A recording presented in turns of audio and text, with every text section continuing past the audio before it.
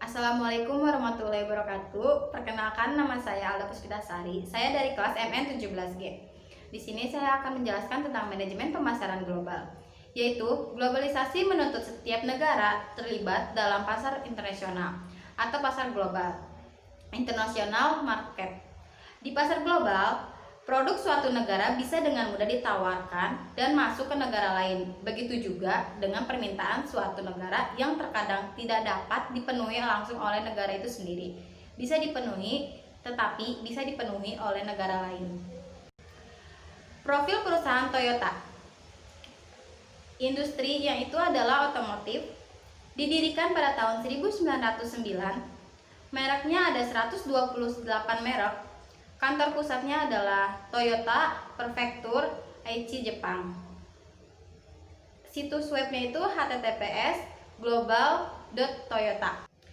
Toyota didirikan pada September 1933 sebagai divisi mobil pabrik tenun otomatis Toyota. Divisi mobil perusahaan tersebut kemudian dipisahkan pada 27 Agustus 1937 untuk menciptakan Toyota Motor Corporation. Seperti saat ini, Toyota merupakan pabrikan mobil terbesar di dunia dalam unit sales dan net sales.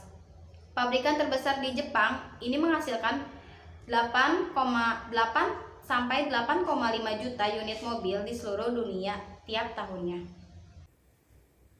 Saya Yuni Lestari dari MN17G. Di sini akan melanjutkan pemaparan dari rekan saya. Visi dan misi perusahaan Toyota. Visinya, Toyota akan memimpin masyarakat mobilitas masa depan, memperkaya kehidupan di seluruh dunia dengan cara paling aman dan paling bertanggung jawab untuk memindahkan orang. Nah, melalui komitmen Toyota terhadap kualitas, inovasi tanpa henti, dan rasa hormat terhadap planet ini. Nah, Toyota berusaha untuk melampaui harapan dan dihargai dengan senyuman. Toyota akan mencapai tujuan yang menantang dengan melibatkan bakat dan semangat orang-orang yang percaya bahwa selalu ada cara yang lebih baik. Misinya, Toyota memimpin jalan. Nah, Toyota sebagai pelopor menangkap peluang dan berinvestasi di masa depan. Nah, menciptakan masyarakat mobilitas masa depan, mengembangkan bentuk transportasi baru dari cara baru untuk menghubungkan teknologi dengan manusia. Nah, memperkaya kehidupan di seluruh dunia melalui konsep monozukuri, menciptakan lapangan kerja, mengembangkan masyarakat, dan berkontribusi kepada masyarakat. Nah, Toyota memindahkan orang dengan aman dan bertanggung jawab. Keselamatan adalah prioritas utama Toyota, baik untuk pelanggan maupun untuk karyawannya tersendiri. Nah, komitmen terhadap kualitas secara terus-menerus meningkatkan standar Toyota untuk keandalan dan kepuasan pelanggan. Inovasi tanpa henti dan mengejar membuat mobil yang lebih baik, terus berinovasi dalam diri Toyota. Nah, menciptakan teknologi baru dan selalu terdepan. Menghormati bumi ini dalam segala hal yang Toyota lakukan. Toyota tunjukkan pertimbangan terhadap bumi ini secara terus-menerus meneliti, mengembangkan, dan mempromosikan sistem dan solusi ramah lingkungan. Nah, melebihi ekspektasi, antisipasi kebutuhan orang-orang yang kita layani, dan diberikan produk dan layanan yang memenuhi dan melampaui kebutuhan dan harapan pelanggan Toyota. Tujuan yang mendatang, Toyota bertujuan tinggi dan bekerja sama dengan beberapa perusahaan. Saya Asifaini Fauzia. Di sini saya akan melanjutkan penjelasan dari teman saya sebelumnya. Pemasaran global adalah proses memfokuskan sumber daya, manusia, uang, dan aset fisik dan tujuan-tujuan dari suatu organisasi untuk memperoleh kesempatan dan menanggapi ancaman pasar global. Pemasaran global didasarkan pada orientasi geosentris dan berfokus pada pemanfaatan aset, pengalaman, dan produk perusahaan secara global, serta pada melakukan adaptasi terhadap apa yang benar-benar unik dan berbeda dalam setiap negara. Konsep ini mengakui budaya universal dan perbedaan pasar yang baik. Keputusan untuk masuk pasar di luar negeri tergantung pada sumber daya perusahaan serta sifat peluang dan ancaman yang dihadapi. Lalu masuk ke pasar global, kebutuhan perusahaan harus dapat melintasi batasan di dalam dan di luar negara mereka. Yang pertama yaitu memutuskan untuk berekspansi ke luar negeri. Kedua, memutuskan pasar mana yang akan dimasuki. Ketiga, berapa banyak pasar yang akan dimasuki. Keempat, pasar negara maju versus pasar negara berkembang. Lalu, mengevaluasi pasar potensial. Konsep pemasaran global. Bagi para pembisnis, kesulitan justru menjadi semangat untuk memecahkannya masalah sehingga usaha dapat semakin berkembang dan maju. Pada sederet pengelola perusahaan di Indonesia yang juga terlihat dari kinerja perusahaan yang dikelola yang hasilnya memang super bagus, seperti adanya kebutuhan, keinginan, dan permintaan, produk, nilai, biaya, dan kepuasan, pertukaran, transaksi, dan hubungan, pasar, dan pemasarannya. D. Segmentasi pasar global. Segmentasi pasar adalah membagi sebuah pasar ke dalam kelompok-kelompok pembeli yang berbeda yang mungkin menghendaki bauran produk atau pemasar yang terpisah. Pemasaran massal atau mass marketing, penjual memproduksi, mendistribusi, dan mempromosikan secara massal sebuah produk kepada seluruh pembeli. Pemasar tersebut menciptakan pasar potensial terbesar, biaya paling rendah, harga lebih rendah, atau margin yang lebih tinggi. Pemasaran segmen. Perusahaan menyadari bahwa pembeli berbeda dalam kebutuhan, persepsi, dan perilaku pembelian. Perusahaan mengisolasi segmen yang lebar yang membentuk suatu pasar dan mengadaptasi apa yang ditawarkan agar lebih mendekati kebutuhan satu atau beberapa segmen. Pemasaran ceruk berfokus pada subgrup di dalam segmen-segmen di atas. Suatu ceruk adalah suatu grup yang didefinisikan dengan lebih sempit. Biasanya diidentifikasi dengan memilah suatu segmen menjadi beberapa subsegmen. Pemasaran mikro, praktik penyesuaian produk dan program pemasar agar cocok dengan cita rasa individu atau lokasi tertentu. Mengelola kegiatan internasional. Dalam melakukan aktivitas pemasaran internasional terdapat dalam 3 cara, yaitu Departemen Ekspor. Perusahaan terjun ke pemasaran internasional hanya melalui pengiriman barang jika penjualan internasionalnya berkembang. Perusahaan membentuk Departemen Ekspor yang terdiri dari seorang manajer penjualan dan beberapa orang asisten. Bila penjualan meningkat, Departemen Ekspor diperluas menjadi sub-departemen. Yang kedua, divisi internasional. Divisi internasional diorganisasikan dengan berbagai cara. Staf divisi internasional perusahaan terdiri dari para spesialis dalam pemasaran, manufaktur, riset, keuangan, perencanaan, dan sumber daya manusia. Mereka merencanakan serta menyediakan pelayanan bagi berbagai unit operasi. Yang ketiga, organisasi global. Dalam organisasi global, manajemen puncak dan staf perusahaan merencanakan fasilitas manufaktur, kebijakan pemasaran, arus finansial, dan sistem logistik di seluruh dunia. Unit-unit operasi global melapor langsung kepada kepala eksklusif atau komisi eksekutif yang dilatih untuk berpikir dengan membentuk wawasan secara global. Fakta dan data Toyota. Nah, Global Vision atau Global Toyota yang diumumkan pada bulan Maret 2011 berisi pernyataan akan menjadi perusahaan seperti apa nantinya. Nah, visi global tersebut adalah we want Toyota to be a company that customers choose and bring a smile to every customer who choose it. Nah, visi global ini diharapkan akan menjadi arah bagi setiap afiliasi Toyota dan pegawai yang tersebar di seluruh dunia demi menciptakan masa depan yang lebih baik dan mencapai pertumbuhan yang berkesinambungan. Nah, secara filosofis, manajemen Toyota menggambarkan visi dan misi perusahaan menjadi sebuah pohon yang lengkap dari akar sampai buah. Akar di sini menyimbolkan nilai-nilai atau value yang digunakan untuk menjaga agar Toyota tidak keluar dari prinsip monozukurinya. Nah, secara harfiah, monozukuri berasal dari bahasa Jepang yang terbentuk dari dua kata. Mono yang berarti benda dan zukuri yang berarti proses pembuatan atau penciptaan. Namun secara terminologis, konsep monozukuri mempunyai pengertian yang lebih mendalam, yaitu semangat untuk menciptakan produk-produk berkualitas terbaik dan kemampuan untuk meningkatkan sistem proses produksi secara konsisten dan berkesinambungan. Perkenalkan, nama saya Vita Karolina Sabi. Saya di sini akan menjelaskan tentang Global Vision Toyota Motor Corporation.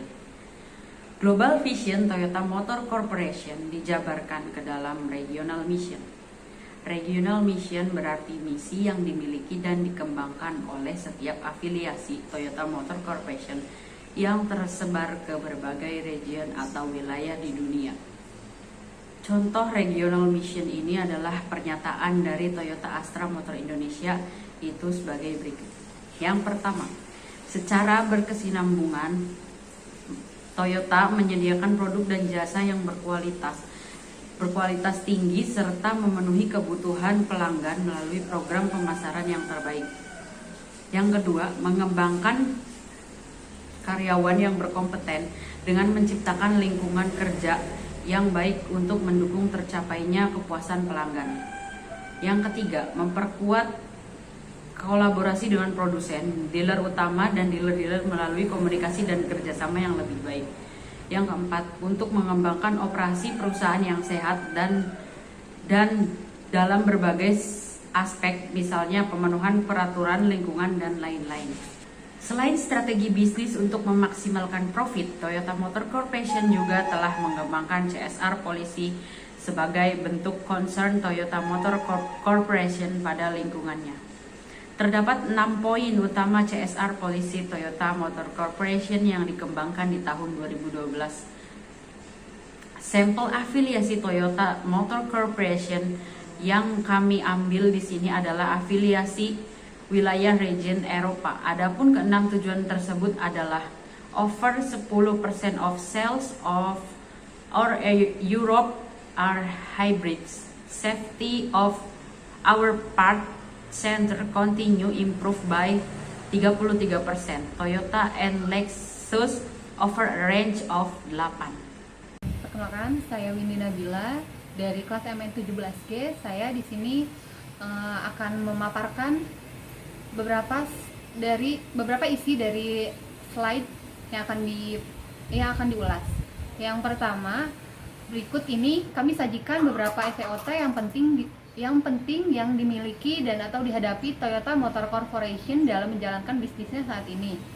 Pembahasannya itu yang pertama ada SWOT Analysis of Toyota Motor Corporation. Yang pertama ada threat atau ancaman. Toyota menghadapi persaingan yang ketat dan besar dalam pasar mobil global, krisis ekonomi global, dan ketidakstabilan ekonomi. Kenaikan harga minyak dunia dapat meningkatkan biaya produksi secara signifikan. Weakness-nya atau kelemahannya yang dihadapi oleh Toyota Motor Corporation ini yaitu perbedaan harga produk yang seringkali signifikan antara satu negara dengan negara yang lainnya. High lead time atau jumlah waktu antara inisiasi dan penyelesaian proses, namun lead time-nya tidak berlaku pada pelayanan pelanggan saja. Terus pada kelemahannya juga trade union issue dan TQM dan monozukuri dapat berdampak pada ketidakefisienan dalam produksi atau high cost production. Pergantian teknologi yang sangat dinamis, hemat bahan bakar, hybrid car market semakin berkembang, urban yard market semakin meningkat jumlahnya, kebutuhan masyarakat akan kendaraan hemat bahan bakar dan rendah biaya atau low cost. Strength-nya atau kekuatannya diverifikasi produk yang luas yang dapat masuk ke berbagai segmentasi pasar. Brand name yang telah terkenal luas Toyota adalah simbol reliability, conform, and trust bagi sebagian masyarakat. Just in time process, total quality management, Toyota culture, Monozukuri Genbutsu Jidoka. Jumlah pabrik dan dealer yang tersebar luas. Lalu pada pembahasan yang B, Market Strategy Analysis of Toyota Motor Corporation. Dari analisis SWOT, di atas dapat kita lakukan analisis atas strategi tahunan Toyota yang telah disebutkan pada bab 1. Dalam hal ini, tim penulis akan menganalisis strategi tersebut dari sisi market dengan menelaah teori pemasaran yang dilakukan oleh Hermawan Kartajaya. Yang pertama, inovasi produk Tanti, pengembangan produk next gen vehicle class. Yang ketiga, peningkatan kapasitas pengembangan produk dan rantai penawaran supply chains untuk meningkatkan kompetitif internasional. Yang keempat, ada pemasaran produk secara regional atau regional centric average. Yang kelima, penjualan produk tertentu untuk memenuhi pasar tertentu. Yang kelima, ada memperluas saluran produksi dengan menambah jumlah dealer. Yang terakhir, yaitu strategi penentuan harga. Assalamualaikum warahmatullahi wabarakatuh. Perkenalkan, nama saya Haji Prabowo dari MN17G dari kelompok 2. Di sini saya akan mempresentasikan kesimpulan dari presentasi kelompok kita. Yang pertama itu, berdasarkan pembahasan pada bab sebelumnya, dapat disimpulkan hal-hal sebagai berikut. Secara umum, strategi yang diambil oleh Toyota Motor Corporation dalam memproduksi dan memasarkan produknya sejalan dengan teori konsep pemasaran global sebagaimana sudah dibahas pada landasan teori.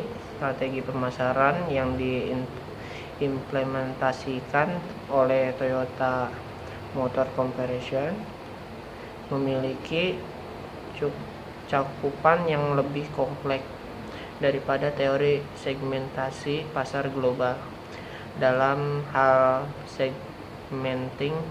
segmenting di mana Toyota Motor Corporation menerapkan universal segmenting yang mempertimbangkan daya beli populasi, tidak hanya mass marketing, segmen ceruk dan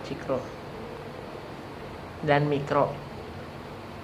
Strategi pemasaran Toyota Motor Corporation berkaitan dengan positioning perusahaan di pasar diimplementasikan dengan memasuki semua kelas pasar, mulai dari low end dengan produk Toyota Agya hingga produk high end seperti Land Cruiser dan Lexus. Strategi pemasaran Toyota Motor Company berkaitan dengan selling dan service setelah diimplementasikan dengan baik dalam upaya untuk meningkatkan penjualan perusahaan secara global.